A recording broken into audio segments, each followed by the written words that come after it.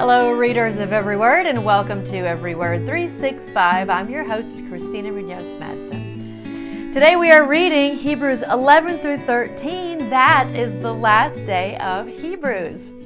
Hebrews 11:1 says, "Now faith is being sure of what we hope for and certain of what we do not see."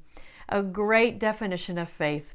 When I first started my faith walk, one of my spiritual mentors said to me, "I don't just believe Jesus died on the cross and came back to life and other events in the Bible.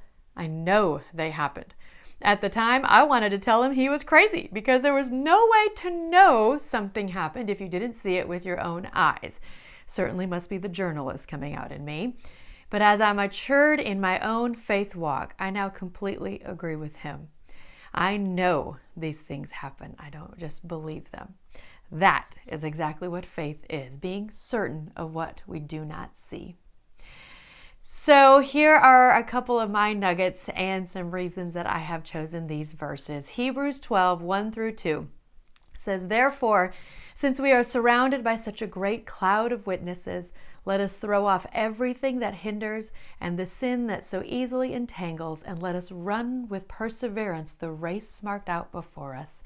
Let us fix our eyes on Jesus, the author and perfecter of our faith, who for the joy set before him and endured the cross, scorning its shame, and sat down at the right hand of the throne of God." And this is a very personal verse for me, so I thought I'd share why. After my friend and coworker Ann Presley was murdered in her own home, Beth Moore, well-known author and Bible study leader, you may have done some of her Bible studies, she reached out to Ann's mom to offer condolences. These verses in Hebrews are what she shared. Ann's mom shared this with us that night, and she talked about how this helped her to realize that Ann's race was over. She fought the good fight here on earth and persevered, and now Ann's mom plans to continue her own race until it is time to reunite with Ann in heaven.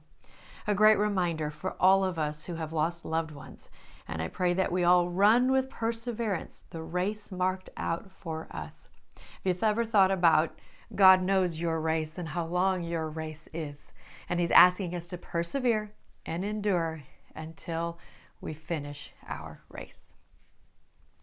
And then the ending is so good and such good advice for all of us. Keep on loving each other as brothers and sisters. Don't forget to show hospitality to strangers, for some who have done this have entertained angels without even realizing it. Remember those in prison as if you were there yourself. Remember also those being mistreated as if you felt their pain in your own bodies. Give honor to marriage and remain faithful to one another in marriage. God will surely judge people who are immoral and those who commit adultery. Don't love money. Be satisfied with what you have. For God has said, "I will never fail you. I will never abandon you." So we can say with confidence, "The Lord is my helper, so I will have no fear. What can mere people do to me?" As I have said many times, imagine what our world would look like if we all actually did even just those things at the end of Hebrews. Even if we did nothing else, imagine what our world would look like. That is the end of Hebrews. So of course, I am including a video from the Bible Project that is an overview video of the book of Hebrews. And tomorrow is a day off. Then we start and finish James. I know many of you are actually ahead of our assigned readings right now, but that's good because I need to warn you about Revelation.